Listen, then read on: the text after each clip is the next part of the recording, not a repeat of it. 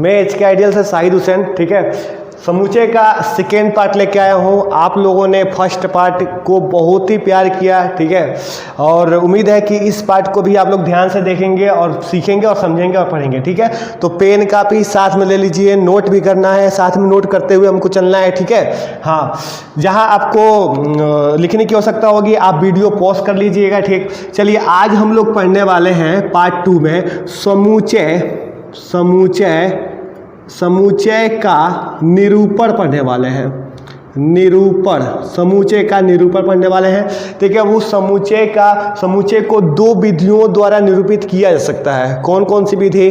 पहला जो है रोस्टर विधि होता है, रोस्टर विधि। दूसरा जो होता है वो समुच्चय निर्माण विधि होता है, समुच्चय निर्माण विधि होता है, ठीक है। तो हम लोग पहला विधि यहाँ लिखते हैं, ठीक। पहली विधि क्या है कि रोस्टर है ना, अथवा इसको सारणी विधि भी बोलते हैं बाबू, सारणी अथवा सूची विधि, ठीक है बाबू। इंग्लिश भी लिखते चल रहे हैं साथ में, ठीक है। रोस्टर टबुलर और लिस्टिंग मेथड, ठीक। चलिए, इस विधि को समझने के लिए कुछ पॉइंट जो है अपने दिमाग में रखना पड़ेगा, ठीक है। देखिए, पहला पॉइंट ये है कि इस विधि में अवयवों को है ना, वो कौन सा कोष्ठक? मझिले कोष्ठक, ठीक है। मझिला कोष्ठक ऐसे बनाते हैं ना वो, मझिला कोष्ठक के अंदर, ठीक है, अर्ध विराम लगाकर, ठीक है। अर्ध विराम लगाकर मतलब बाबू ये कॉमा है, ठीक है। कॉमा को हम लोग कैसे दिखाते हैं? कॉमा को हम लोग ऐसे दिखाते हैं बाबू, ठीक है, ऐसे। ये अर्ध विराम है, ठीक। अर्ध विराम लगाकर लिखा जाता है, ठीक है। पहला पॉइंट आप लोगों को क्लियर हो गया होगा। दूसरा पॉइंट की बात करते हैं हम लोग। दूसरा पॉइंट क्या कहता है कि इस विधि में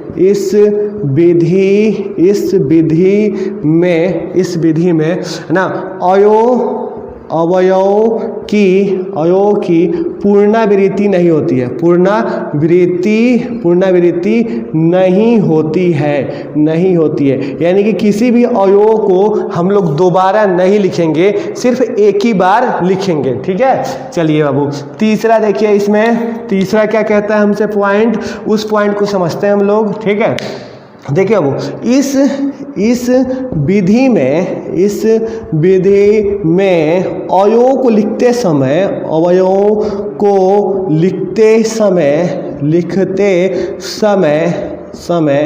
क्रम का कोई महत्व नहीं होता है, क्रम का, ठीक है, कोई महत्व नहीं होता है, कोई महत्व नहीं होता है। मतलब हम लोग क्रम का ध्यान नहीं देंगे और हम लोग ऐसे ही लिख लेंगे, ठीक है।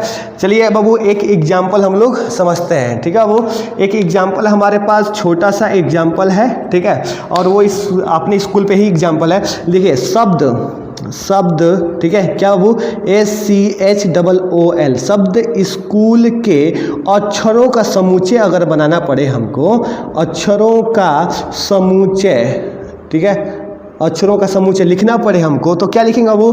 पहले तो हम लोग मझिला कोष्ठक लगाएंगे। किस विधि में? रोस्टर या टबुलर विधि में ना। मझिला कोष्ठक के अंदर हम लोग सारे अवयवों को, अवयव मतलब क्या वो, ये शब्द है वो, ये जो S है, C है, ये अवयव हो गए, ठीक है। तो इसको हम लोग लिखेंगे, लेकिन लिखते समय हम लोग कामा लगा कर लिखेंगे, ठीक है। कामा को मैं बताया ना, वो अर्ध विराम होता है, ठीक है।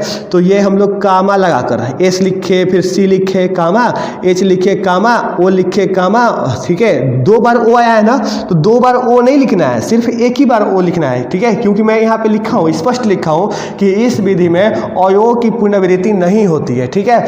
फिर हम लोग क्या, एल बचा ना बाबू, यहाँ पर एल लिखकर फिर जो है मझिला कोष्ठ बंद कर देते हैं। तो चलिए बाबू आगे देखते हैं हम लोग, ठीक है। एक दो और एग्जाम्पल देखते हैं, ठीक है। देखिए एक और एग्जाम्पल देखते हैं, ठीक। और वो एग्जाम्पल क्या कहता है कि 10 से छोटी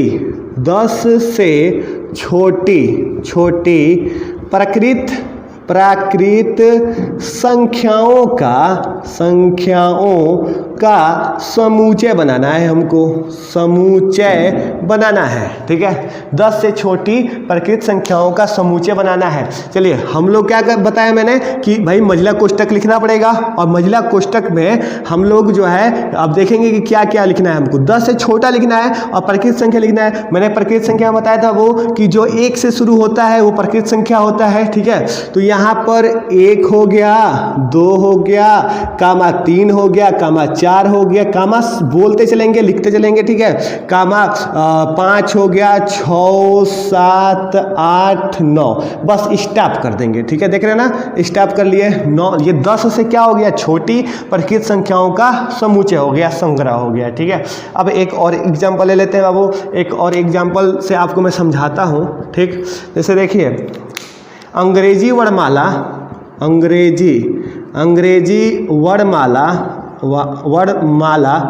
अंग्रेजी वर्णमाला में है ना स्वरों का समुच्चय। बाबू स्वर और व्यंजन जानते हो ना क्या होता है, मतलब अल्फाबेट हमारे 26 होते हैं, तो उसमें जो है आपका 26 होते हैं, तो 5 जो है क्या होता है, 5 हमारे स्वर होते हैं और 21 हमारे व्यंजन होते हैं, ठीक है। तो 5 जो स्वर होते हैं वो क्या होते हैं, ए ई आई ओ यू होता है, ठीक है। चलिए हम लोग लिखते हैं, सबसे पहले महिला कोष्ठक में लिखेंगे, है ना, ए ई आई ओ यू ना, तो आई हो गया, यू हो गया, ई हो गया, है ना, ओ हो गया, फिर ए हो गया। अब कहोगे sir A E I O you आप बताए हैं, लेकिन आपने क्या लिखा है, आई लिखा है, यू लिखा है, ई लिखा है, ओ लिखा है, ए लिखा है। हाँ बाबू क्रम का महत्व नहीं होगा इसमें, ठीक है। इसमें हम लोग क्रम का महत्व नहीं करेंगे, ठीक है। क्रम का महत्व कोई नहीं होगा। हम देखिए वो समुच्चय निर्माण विधि, दूसरी विधि क्या है बाबू, समुच्चय को निरूपित करने के लिए समुच्चय निर्माण विधि है, ये सेट बिल्डर फॉर्म है, मतलब कि ये समुच्चय का निर्माण करती है, ये समुच्चय को बनाती है, ठीक है। देखिए इस विधि में मझले अनुकोष्ठकों, है ना, में अवयवों के लिए एक्स संकेत लिखकर, है ना, कोई भी अवयव हो उसके लिए हम लोग एक्स संकेत लिखकर उनका गुणधर्म px का उल्लेख करते हैं, मतलब उसका गुण बता देते हैं कि ये है क्या। जैसे यहाँ पे देखिए ये मझला कोष्ठक ये x लिखे हैं ना, और ये सच डैट है, इसको क्या बोलेंगे, x सच डैट px के बारे में हम लोग बताएंगे कि ये x है क्या, ठीक है, x है क्या। चलिए बाबू इसको हम लोग एक एग्जाम्पल से समझते हैं। जैसे देखिए एग्जाम्पल, ठीक, इसमें भी ले लेते हैं हम लोग, जैसे शब्द FOOD फूड, शब्द फूड के अक्षरों का समुच्चय अगर हमको बनाना होगा, वो किस विधि से, समुच्चय निर्माण विधि से, तो मैं क्या करूँगा, इसको बनाऊँगा बाबू कैसे, x लिखूँगा ना, अवयवों के लिए मैं x लिख दे रहा हूँ, x सच डैट, है ना, और यहाँ पे लिखूँगा x सच डैट x अक्षर है, ठीक है, शब्द x शब्द फूड का एक अक्षर है, ठीक है, अच्छा है। x सच डैट x क्या है, शब्द फूड का एक अक्षर है, ठीक है। ये हमारी समुच्चय निर्माण विधि में हो गई, ठीक है। मैं मिटा रहा हूँ, ठीक है। अगर आप लोगों को लिखना होगा तो वीडियो को पॉज करके आप लोग लिख सकते हैं, ठीक। चलिए आगे इसमें एग्जाम्पल हम लोग देखा जाए, ठीक है। एग्जाम्पल के माध्यम से हम लोग इसको समझते हैं, ठीक। देखिए बाबू दूसरा एग्जाम्पल देखिए, 10 से छोटी प्राकृत संख्याओं का समुच्चय, है ना। हम लोग समुच्चय निर्माण विधि से हम लोग इसको हल करेंगे, इसको बनाएंगे, ठीक है। तो क्या करेंगे बाबू, लिखेंगे ना मझला कोष्ठक में x सच डैट x, ठीक है। और ये क्या है बाबू, 10 से छोटी है ना, तो 10 से छोटी यानी कि चिन्ह दिखाएंगे, 10 लिख देंगे। तो x क्या है, 10 से छोटी है, और x है क्या, वो प्रकृत संख्या है, यानी कि x belong to natural number. ये हमारा हो गया, देख रहे हैं ना, x सच दैट x, ठीक है, x 10 से छोटी है और x जो है बिलोंग करता है किससे, नेचुरल नंबर से, ठीक है। अब अगर देखिए मान लीजिए कि अगर हमें दे दिया कि समूचे लिखना है, समूचे अगर दे दिया है किसका, 1, 2 दे दिया है, देखिए ये समूचे दे दिया है, 1, 2 दे दिया है, तो ये है क्या बाबू, देखो जरूरी नहीं है कि समूच निर्माण विधि में मेरा जो मैं बता रहा हूँ वही जो है उसी पे करना है, लेकिन आपके अंदर से जो निकले, आपके अंदर से जो निकलेगा उसी विधि का प्रयोग कीजिएगा आप लोग। जैसे देखिए 1, 2 है ना, तो इसका मैं समूच निर्माण विधि से बनाता हूँ इसको, ठीक है। वो चलिए इसको हल करते हैं, देखिएगा समझिएगा। पहले नंबर तो ये क्या है, इसको मैं लिखूंगा x सच दैट x, हो गया x सच दैट x, और ये 2 से छोटा या 2 से बराबर, 2 से छोटा या 2 से बराबर है, ठीक। और फिर x जो है बिलोंग टू नेचुरल नंबर है, ठीक, हम लोग ऐसा भी लिख सकते हैं, ठीक है। दूसरी तरीका ये है इसका कि 1 और 2, आप याद कीजिए द्विघात समीकरण आप लोग पढ़े होंगे, ठीक है। तो द्विघात समीकरण में, ठीक है, x सच दैट है ना, और समीकरण लिखेंगे यहाँ पर, समीकरण क्या होगा, x, ठीक है, x सच दैट x है ना, द्विघात समीकरण, ठीक है। वो क्या होगा, 2x square minus 3x plus 1 का एक मूल है, ठीक है। चाहे ये 2 नहीं रहेगा यहाँ पर, 2 रहेगा, केवल 2, ठीक है। 2 1 में 2 2 1 3, ठीक है, ये हो जाएगा, है ना वो। चलो ये x square minus 3x plus 2 का एक जो है समूचे है। चलिए अब वो कुछ देखते हैं हम लोग ना, एक तरफ क्या करते हैं कि हम लोग रोस्टर विधि लिखते हैं, रोस्टर विधि लिखते हैं एक तरफ, ठीक है, और एक तरफ हम लोग समूच निर्माण विधि लिखते हैं, समूच निर्माण विधि लिखते हैं, ठीक है, समूच निर्माण विधि लिखते हैं, ठीक है। चलिए देखा जाए वो, है ना, सबसे पहले इधर हम लोग रोस्टर विधि में लिखते हैं, ठीक है। तो रोस्टर विधि में लिखते हैं तो यहाँ पर 1 है, 2 है, 3, 6, 7 और 14, 21 और 42 है, ठीक है। और फिर यहाँ पर एक और लिखते हैं, ये अब पहला हो गया, ये दूसरा हो गया, है ना, दूसरा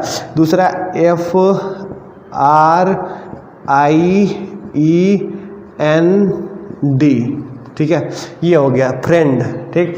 तीसरा इसमें लिखते हैं हम लोग, ठीक है, तीसरा लिखते हैं 1, 4, 9 और 16 लिखते हैं, ठीक। चौथा लिखते हैं हम लोग इसमें एग्जाम्पल, है ना, 53, 59, 61, 71, 73 और 79, 83 और 80, उसके बाद से 97।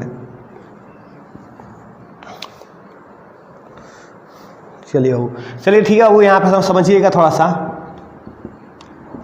देखिए 1, 2, 3, 6, 7, 14, 21, 42, मतलब कहने का मतलब यह है कि इसकी प्रॉपर्टी, सबसे पहले हम लोग क्या करते हैं भाई, इसको लिखते हैं x सच दैट x लिखेंगे, ठीक है, और x का उल्लेख करेंगे ना, px का उल्लेख करते थे तो इसका उल्लेख करेंगे कि x है क्या, ठीक है। x एक संख्या है जो 42 को विभाजित करती है, जो 42 को क्या करती है, वो विभाजित करती है। देखिए वो x सच दैट x एक संख्या है जो क्या करती है, 42 को विभाजित करती है, ठीक है। यहाँ पे देखिएगा वो FRIEND फ्रेंड है ना, तो इसको हम लोग कैसे लिखेंगे, वो x सच दैट x एक है ना, फ्रेंड FRIEND फ्रेंड का अक्षर है, अक्षर है। ठीक है, लिख लिए ना। यहाँ पे देखिए 1 4 9 16 मतलब क्या है बाबू, एक जो है 1 का स्क्वायर, 2 का स्क्वायर, 3 का स्क्वायर, 4 का स्क्वायर। ठीक है, मतलब कहने का मतलब है कि x सच डेट x एक पूर्ण वर्ग है, एक पूर्ण क्या है बाबू, वर्ग है, जो कि है ना क्या वो छोटा है, किससे छोटा है, 25 से छोटा है, जो 25 से छोटा है। यहाँ पे देख रहे होंगे 53 59 61 71 73, तो ये सभी जो भी है लिखा गया है, ये सभी जो है अभाज्य संख्या है। ठीक है, तो इसको लिखेंगे हम लोग x सच डेट x लिखेंगे। ठीक है, और यहाँ पे लिखेंगे कि एक अभाज्य संख्या, x एक अभाज्य संख्या है, अभाज्य संख्या है। और ये अभाज्य संख्या कैसा है कि 50 और 100 के बीच में क्या है, 50 है ना, और ऐसे इसको इसका चिन्ह है इज लेस देन, है ना, इज लेस देन किससे बाबू, x। ठीक है, और 50 और 100 के बीच में x है। ठीक है, x क्या, वो एक अभाज्य संख्या है जो 50 और 100 के बीच में का है। ठीक है, धन्यवाद।